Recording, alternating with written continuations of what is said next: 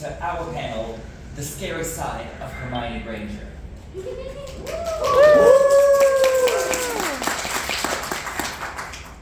I'm Irvin Capeman. I'm Lori Kim. I host a podcast called Harry Potter After 2020.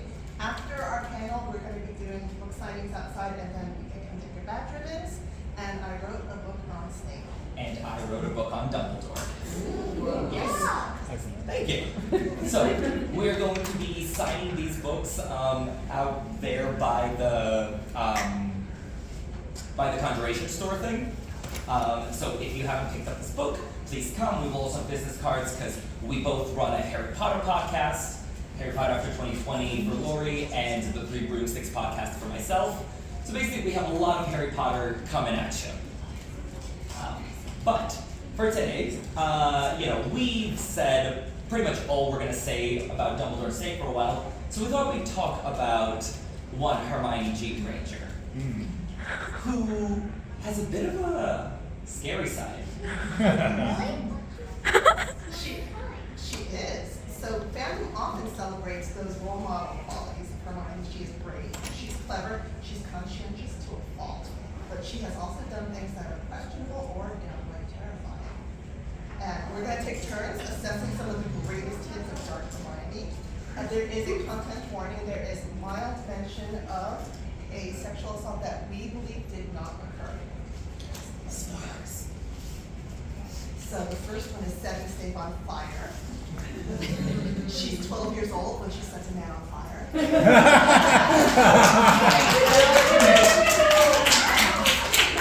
So this is the same girl who later would attacked a teacher after knocking out Snape in the shooting shack. At age 15, she doesn't even seem to resent him after he says, "I see no difference" about her expertise. So why is she so casual and, as far as we can see, unremorseful about setting him on fire at age 12? He has been ignoring her. She's been raising her hand as high as it can go. She has even been getting out of her chair to stand up and he pretends not to see her. She's been giving all the right answers and he won't acknowledge her. Hogwarts was supposed to be better for a girl like her. A teacher who won't fall on her finger die in a fire.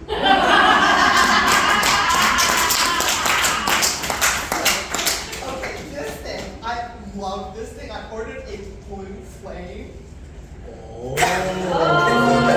So this is her setup. This thing is cracking. Yeah. Anyway, so that's her. Now, are we going to do it book style or movie style? Are we going to go incendio or are we going to go Lacarnum Inflammari? I don't know. I haven't watched the movie. Well, by the time we finish saying that, Snape's already gone to the next bleacher. So what changes Hermione's mind about him? At the end of this first year, she finds out that Snape has been paying attention to her all along, even if he doesn't acknowledge her. He wrote a logic puzzle just for her, knowing she would still be with Harry, and recognizing the way she thinks. And he brewed for her the potion that feels like ice and makes her fireproof. At least for a moment, he turns her into one of those witches that he cannot burn. She drinks his potion, she accepts the way it changes her. This potion is meant to lead her away from the final confrontation. The message is that she is not the main character. Snape does see her, and therefore he won't look at her, because eye contact is often essential to legitimacy. There is something about this girl that's too threatening to this teacher whose second chance in life depends on keeping his true self hidden. After that, she frequently takes advantage of the way he ignores her, knowing she can get away with breaking rules in front of him when Harry or Ron wouldn't be able to. He will never need to say, "Look at me" to her, because he can depend on her to pick up on his clues even when they're indirect. She figures out his werewolf assignment. She masters nonverbal spells. Though 7th year, she controls their connection. She blindfolds Phineas Nigel's Black and shoves him into her bag whenever she wants. This girl must never see Snape's Patronus, but she will be there to collect his memories when he dies. Yes. So, on the topic of the potions riddle for Hermione, we both address that in our books. And I'll give you one hint who each of us thinks was the mastermind behind that riddle. But in Sorcerer's Stone, right, I would say Hermione's sort of acting under pressure.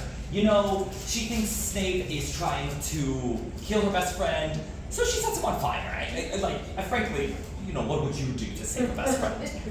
12-year-old taker. Exactly. So that's totally understandable. And, you know, for a while we see that Hermione is doing well, doing fine. And her scare side doesn't really emerge until about halfway through the series. So throughout the series, Hermione is sort of in a class all her own. She's the only character granted the opportunity to take sweet, sweet revenge throughout the series. Jo Rowling does not allow her characters to get revenge. Neville does not get to take down Bellatrix, nor does Harry. Lupin does not get to take down Fenrir Greyback. We don't get to kill Pettigrew.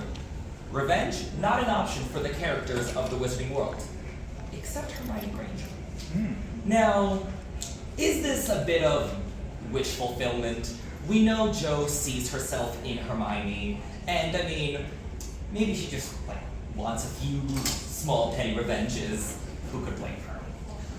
Or is the fact that Hermione is the exception in this rule trying to tell us something more about the theme of revenge? I would argue that it's the latter, because while Hermione gets her revenges, and they are oh so satisfying, they don't all work out great in the end. So, most startlingly, because this is sort of the first opening salvo of Hermione's ruthless streak, she's, you know, living her best life on the Hogwarts Express back home from her 4th year, and she suddenly whips out from her bag Oh yeah, that's right. Rita. a woman captured in a jar.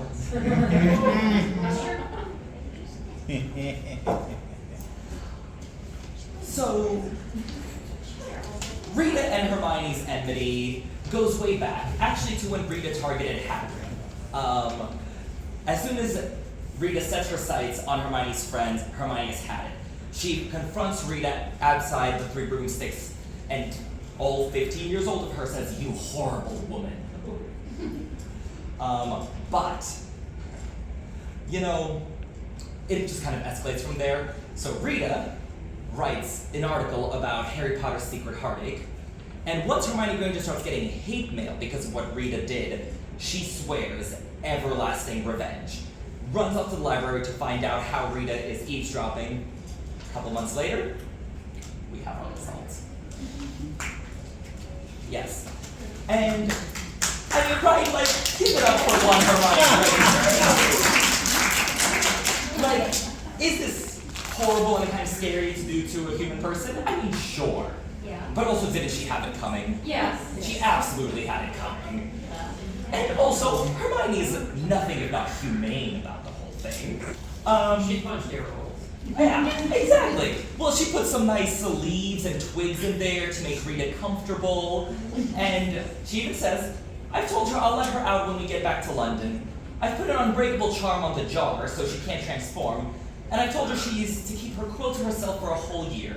See if she can't break the habit of writing horrible lies about people." So, I mean, I think that's fair, don't you? 100%. Yeah, exactly. And, I mean, really, other than getting Rita to stop writing horrible, slanderous articles about people, all Hermione does is blackmail Rita into writing one article. But for the greater good, right? It had to be done, there was a war, the Daily Prophet was corrupt, it was a whole thing, and so Hermione is like, "Listen, Rita, write the one article." And we actually get to see how Rita is faring post the entanglement with Hermione. It says, "Unemployment did not suit Rita. Her hair is now lank and unkempt. Her nail polish is chipped. Her glasses are missing jewels. But other than that, she's doing more or less fine. She's been left to her own devices by Hermione. You know, she's not at Hermione's beck and call or anything, despite all the blackmail.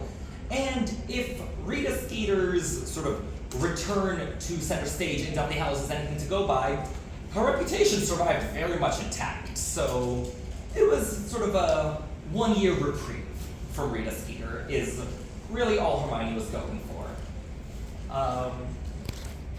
And so this is sort of the template for how Hermione operates. Like, when you mess with Hermione Granger or the people she cares about, she will go scorched earth on you. And while her actions are somewhat outside the law, just you know, a little like not quite within the justice system, they weren't needlessly cruel or anything.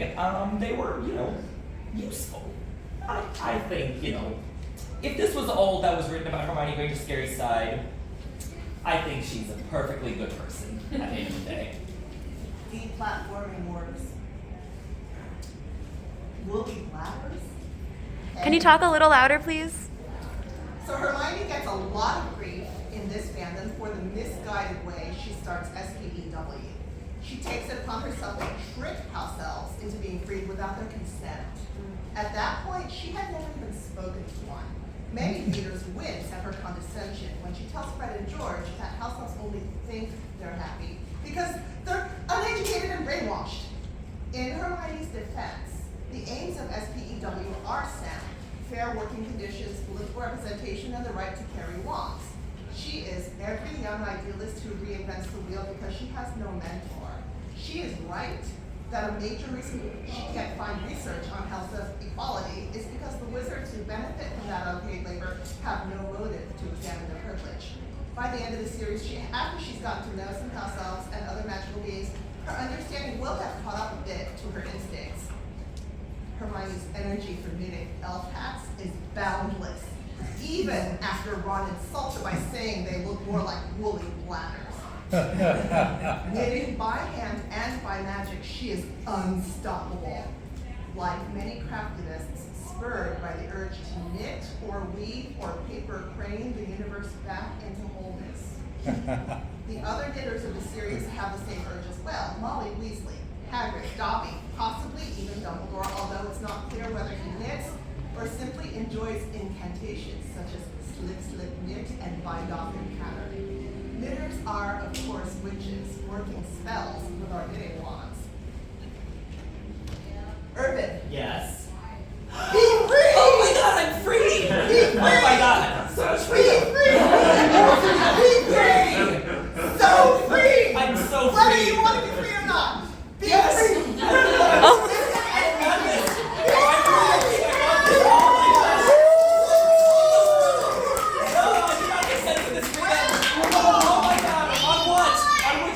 Still being free! Oh my god. And more freedom! Oh my. More freedom! Oh my god. Be free! Too much freedom for one wizard to handle. Be free! Yeah? And be free. I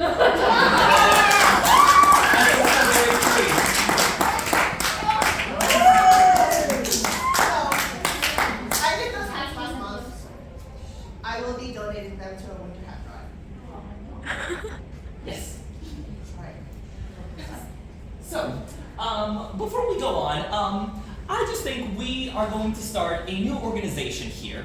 So we brought a sign-up sheet for this very exciting new school club called Dumbledore's Army, where we're going to further our education, learn defense and all that. So we're going to pass this around, and each of you can sign. Here we have, continuation sheets. There you go. And there you go. Oh, well, you don't have to sign, but, if you want to join this organization, I think you are agreeing to sign. And I also think that if you are signing the paper, you are agreeing to not tell anyone about what we're doing here. You agree not to betray us, specifically to Dolores Umbridge. So, does anyone have any reasons they don't want to sign? I can't think of one. Maybe I should mention that. Listen, if you don't plan on betraying us, what do you have to worry about? What if we do it unconsciously because we have Okay, so first of all, Urban would never do anything to you. That part is totally unhexed. But if you want, you can take one of these sheet masks. Guaranteed no pustules that say sneak. Not that any of you need it. Not that any of Take a you sheet will ever mask if need you it. want and pass them down. So, yes. Now, of course, none of So you let's, would you ever should, how betray you take Dumbledore's pass army. them. I was gonna pass it to these people They're down here. all fine, upstanding wizards and witches. And obviously, you wouldn't want to work with someone like Dolores Umbridge. However, there was a witch who did not have the strength of character that you all do. So she did betray Dumbledore's army, and thanks to Hermione, it didn't end very well for her. Marietta Edgecombe went to Professor Umbridge's office and told Professor Umbridge about Dumbledore's army. In doing this, she betrayed over 24 of her classmates, people who thought they were her friends. By betraying these students, they would, at worst, not learn to protect themselves in a time of war, or they would be expelled. And we know what Hermione Granger thinks of that. All these students could have been killed, or worse, expelled.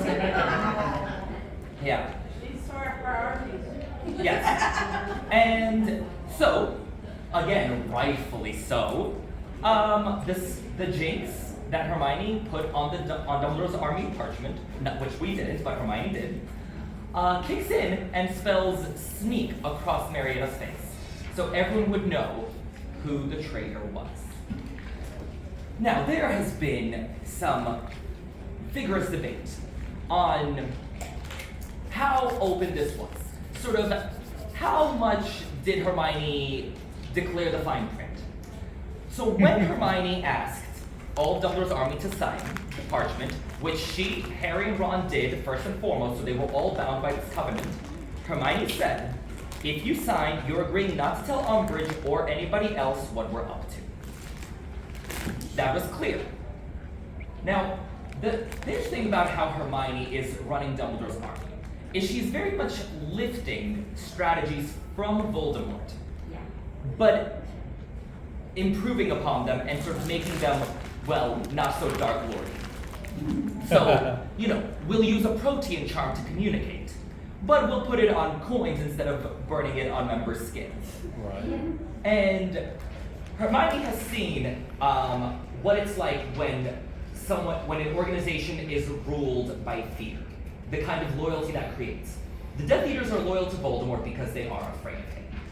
And so, when they stop being afraid, they are no longer loyal. Hermione has seen this. She has seen Lucius betray Voldemort. She has seen the diary plot. So, Hermione doesn't want to do things that way. So when she's organizing Dumbledore's army, she wants to foster an environment of openness. So, unlike Voldemort, it's not a lifetime of service or death. If you want to quit Dumbledore's army, you can quit. Marietta could have stopped coming to meetings, she could have said she wants nothing more to do with it, and there would have been no jinx. So, ought Hermione to have told people what exactly would happen to them if they did betray her? I'm willing to say no, because that would create an atmosphere of mistrust.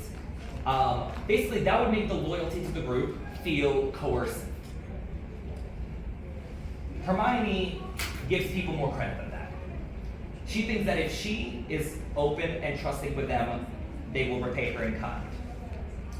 Therefore, the interesting thing about this jinx is that it's not preventative, it's punitive.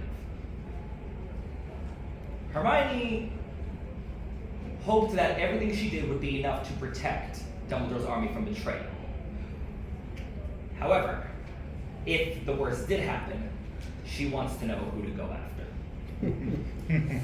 Because again, Hermione views this battle against Umbridge as life or death, or rather, expulsion versus not, which is much scarier. And frankly, Marietta Edgecombe has absolutely no excuse. Her mom works at the Ministry, so does half of Dumbledore's army. Plenty of other people have various parents, have complicated family relationships. No one forced her to be a Dumbledore's army, so Marietta actively chose to betray them. And so Hermione wanted to get her own back. And oh, did she ever. In an interview after Deathly Hallows came out, someone asked Joe Rowling, did Marietta's complete formation ever fade? And Joe answers, eventually, but it left a few scars. I loathe the traitor. And, well, I quite agree. I do loathe the traitor. So, this is an evolution in Hermione's scares. Sort of, with Rita, she was doing it for a proactive purpose. Here, she's trying to punish after the fact. So, we see Hermione's motivations changing, even as her methods remain a little bit scary. But, again, rather like Rita Skeeter, Marietta had it coming. Did she not? She definitely did. Definitely did. So now, I'm Cho Chang.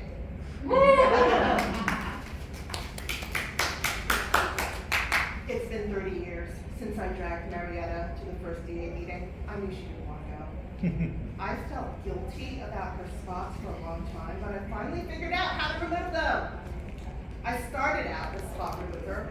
I invented so many potions. They should have worked, but they didn't. But then I remembered something a Death Eater disguised as an Auror once said to Professor Snape. Spots that never come off. Do you know what I mean? I had a Ravenclaw moment.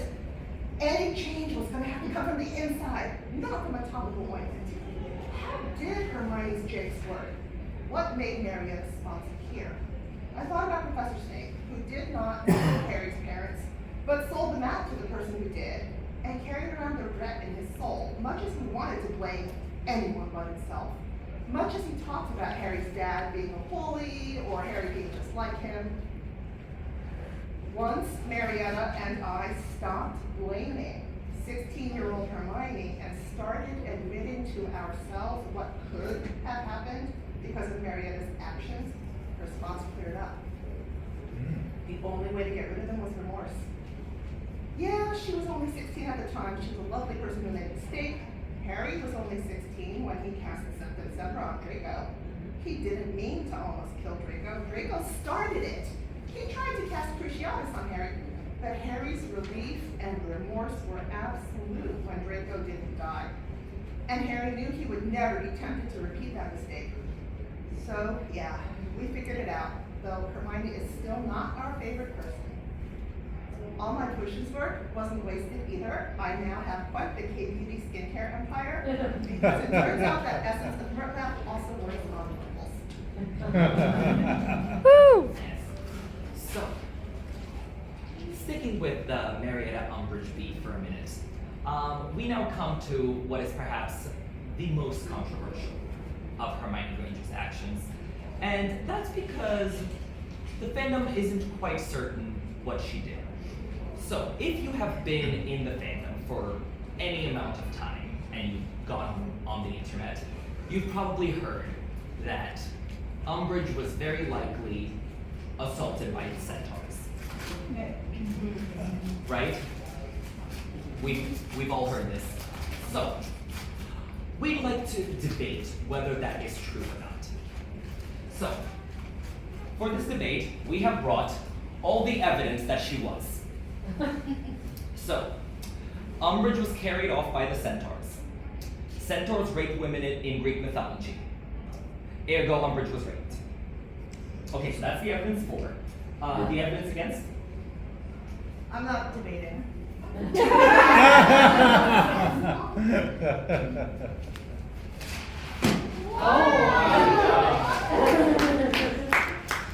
Here's how the centaurs of Potterverse define themselves.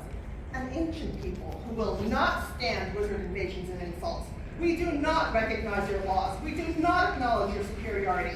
They argue with Hagrid about intruders into their forest. They are a minority concerned about land rights. Umbridge tells them, you live here only because the Ministry of Magic permits in certain areas of land. The Department for the Regulation and Control of Magical Creatures criminalizes attacks by creatures deemed to have mere human intelligence. And the Ministry's Code of Wand Use says no non-human creature is permitted to carry or use a wand. The ministry controls the centaurs through armed force. Umbridge calls them filthy half-breeds. They aren't half-human, they are all centaur. Hagrid, a half-breed himself, tells them, I won't be kept out of the forest by a bunch of mules like you. They don't seem to take offense at being misidentified as a different animal species, only as part human.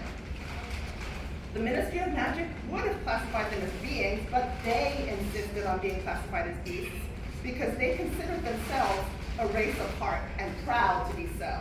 Megorian tells Hagrid, our ways are not yours, nor are our laws. Sovereignty is crucial to them. They maintained diplomatic relations with Hagrid until what Hagrid calls stopping all the committing murder and what Megorian calls meddling. The centaurs were about to execute Firenze for breaking their laws until Hagrid disrupted their process by force. And then, as Bane said, the centaurs reached a decision to do something unspecified to Hagrid if this human showed his face in the forest again.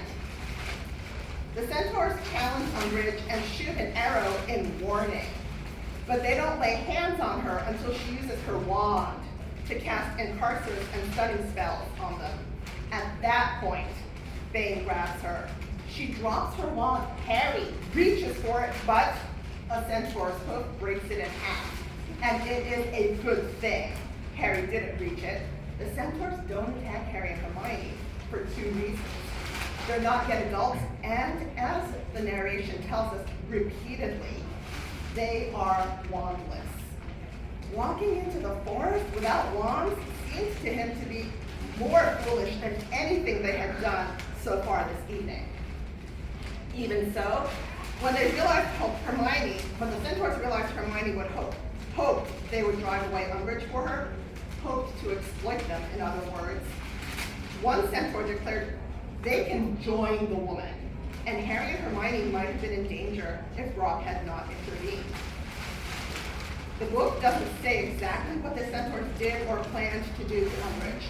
We do know that they were going to execute Firenze, and when Dumbledore rescued her, he emerged without so much as a scratch on him, and Madame Pomfrey found Umbridge in shock but physically unscathed. We know from their tribute at his funeral that the centaurs retained diplomatic respect for Dumbledore. We know Dumbledore told Slughorn, I think you would have known better than to stride into the forest and call a horde of angry centaurs filthy half-breeds, and Slughorn called her idiotic for it. Based on these clues, my guess is that Dumbledore understood the centaurs to have taken Umbridge as a hostage, did not use force or stealth, but negotiated with the centaurs on their own terms, and secured Umbridge's release by guaranteeing she would not trespass again. I read her speechlessness as a response to her recognition that without a wand, her claims to power and position and the right to abuse others meant nothing to the centaurs. That reversal is what Ron, Ginny, Hermione, Harry, and Slughorn find so funny when they laugh at her. This author tends to stick strongly to themes for each volume. Issues of consent become a theme in Half-Blood Prince, but for Order of the Phoenix, a major theme is that there are no grown-ups left anymore. In taking Umbridge to the forest, Hermione was asking for grown-up help, assuming the centaurs would want to give it. Luckily for her, she was wandless and therefore unthreatening enough that the centaurs didn't attack her. They accused her rightly of trying to exploit them to do her dirty work as though they were her servants. Hermione protests that she and Harry are not Ministry of Magic employees like Umbridge, but someday they will be. Hopefully, they will remember what they learned here about centaur culture.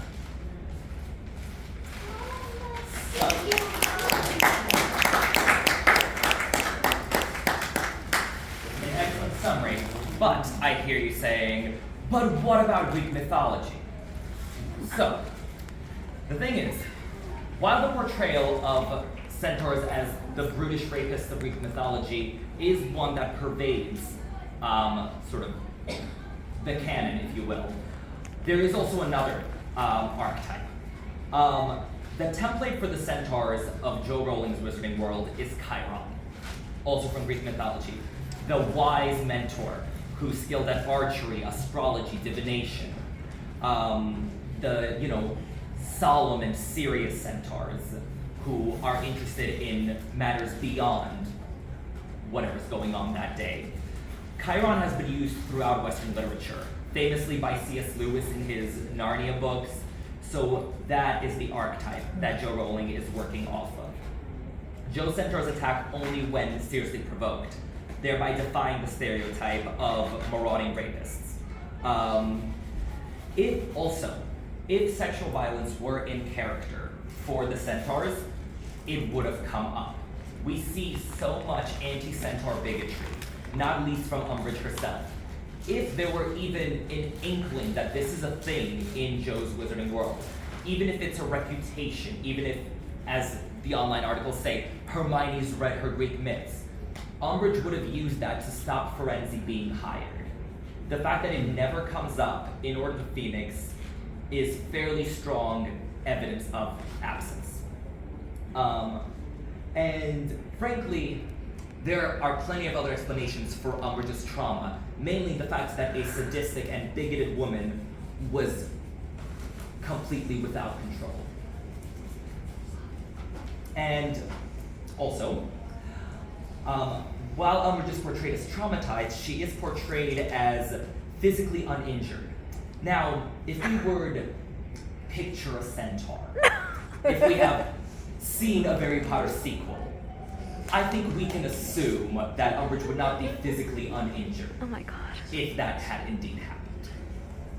And also, from a out-of-the-world perspective, we know that Joe Rowling herself was sexually assaulted. So the way that she talks about Umbridge, the way that she is glib about her, it just doesn't check out. Like, Joe said about Umbridge in an interview after Half-Blood Prince that she will be back in the next book because she's just too much fun not to torture a little bit more. That does not come across as one survivor talking about another character surviving, however loathsome Umbridge is. So once that came out about Joe Rowling's biography, that's when my perspective on this changed, and that's when I started thinking more critically about it. So, with that said, Hermione did not make that happen to Dolores Umbridge. However, Hermione did still have Umbridge carried off by violent centaurs. So, the whole ruthless streak, still very much alive. However, in this case, it almost harkens back to setting Snape on fire. This is Hermione acting in self-defense. Umbridge was literally about to use the torture curse on Harry when Hermione was like, nope, that's not happening. Hermione had no recourse. The grown-ups were gone. This is all she could think of, and I mean, frankly, it's impressive that she thought of this. Hermione was not in a position for finesse or subtlety. So, is having her nemesis carried off by centaurs scary? Yes. But once more we say, Umbridge had it coming. So, Rita, Umbridge, and Marietta are sort of the unholy trinity of Hermione's victims. The three that always keep coming up when they're like, so you know how Hermione's like a little bit scary? It's those three. However, after Order of the Phoenix, Hermione's dark side takes on a more subtle turn, which is actually more chilling. And in honor of that, I have dressed up as this iconic physical specimen. So,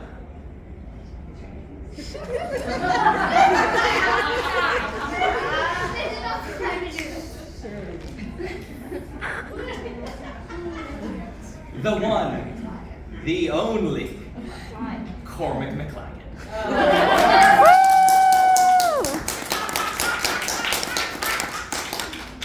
And if you are all that enthusiastic, well, I'm also enthusiastic about myself, then you can meet me if Hermione doesn't show up under the mistletoe.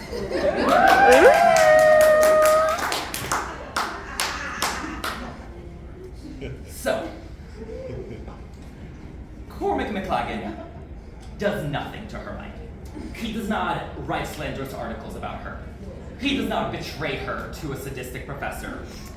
He is not a sadistic professor. All he does is have some whipped cream at her.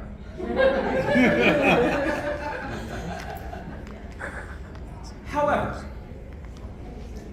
that does not protect him from Hermione Granger. Cast your mind to the Quidditch trials for the Gryffindor Quidditch team in Year 6. Now, let's be very clear. Hermione does not care about Quidditch. And yet, as a favor to a friend, / the boy she likes, she gets a little bit extrajudicial. Yes. As the trio came into the castle, they spotted Cormac McLaggen entering the hall. It took him 2 attempts to get through the doors. He ricocheted off the frame on the first attempt. Ron merely guffawed gloatingly and strode off into the hall after him. But Harry caught Hermione's arm and held her back. What? Said Hermione defensively. If you ask me, said Harry quietly, McLaggen looks like he was confronted this morning, and he was standing right in front of where you were sitting. Hermione blushed. Oh, all right, I did it, she whispered. But you should have heard the way he was talking about Ron and Ginny. Anyway, he's got a nasty temper. You saw how he reacted when he didn't get in. You wouldn't have wanted someone like that on the team anyway. Yes, it's so much worse than a perpetual whiner like Ron. So, this is a small thing. It's Quidditch trials. It doesn't really matter. It's not a life or death or education expulsion situation. But I find it scarier because to help out a boy she likes, she just confronted a guy who'd done nothing wrong to her. McLaggen is abrasive and unlikable despite looking like this. But in this case, I don't know that we can say he had it coming. This was not done in service of some larger goal. Again, it was for a boy she liked. So, if one wanted to write the story of Hermione Granger's turn to the dark side, which, let's be honest, one could very plausibly write, either after Order of the Phoenix or after Half-Blood Prince, like, all the ingredients are there. If one were writing that story, this would be the turning point. This is the first time that Hermione does something against the rules, something ruthless, something where she is, judge, jury, and executioner. And she does it purely for selfish reasons. This is the scary side of Hermione Granger. Opungo! Yeah! Came a shriek from the doorway. Harry spun around to see Hermione pointing her wand at Ron, her expression wild. The little flock of birds was speeding like a hail of fat golden bullets toward Ron, who yelped and covered his face with his hands. But the birds attacked, pecking and clawing at every bit of flesh they could reach.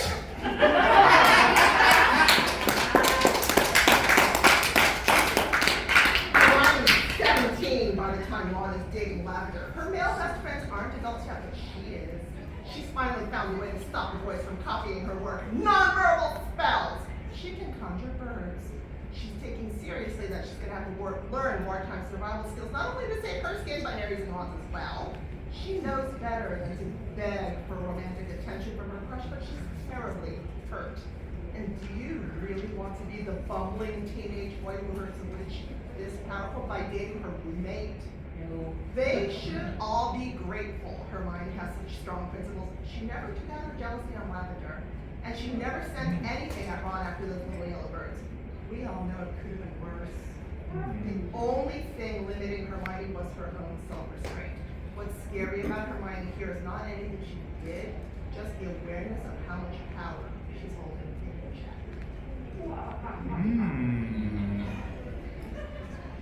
So, that's a sort of greatest hits of Hermione's scary side.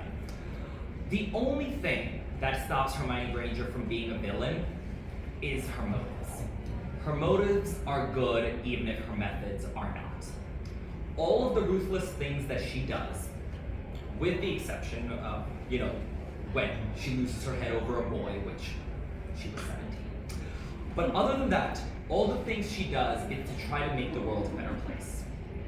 It's her getting her own back against people who have genuinely wronged both her and the people that she cares about. It's the reason I find the Cormac instance so chilling, is that's the one exception. But Hermione's scary side is interesting. It makes her much more nuanced and fascinating as a character than simple goody two-shoes brainiac that we saw in the movies. Basically, the only thing standing in the way of an evil Hermione Granger is her own moral compass. If one wanted to write a story turn with Hermione turning to the dark side, the foundation is there. Like, you can pick it up and run with it. However, rather than turning to the dark side, the arc that we see for Hermione is her learning finesse. Rather than learning to just do the right thing, she learns to be subtle. She learns to not scorch the earth so thoroughly. Part of it is because these revenges did not pay off. Two of her most infamous victims, Rita Skeeter and Umbridge, returned in Deathly Hallows bigger and badder than ever. Rita, reputation intact, using the very thing that Hermione blackmailed her into to boost her own credibility. Umbridge, more powerful and more loathsome than ever, and with a new vendetta that we hadn't heard of before, a targeted vendetta against mudbloods. Is Umbridge just taking any excuse to indulge her sadism? Very possibly. Or does she remember what was done to her by one particular mudblood and staying in the vengeance game? Revenge doesn't work out in the long term. Hermione learns this. So Hermione learns to keep her dark side in check. However, you don't want to get on the scary side of Hermione.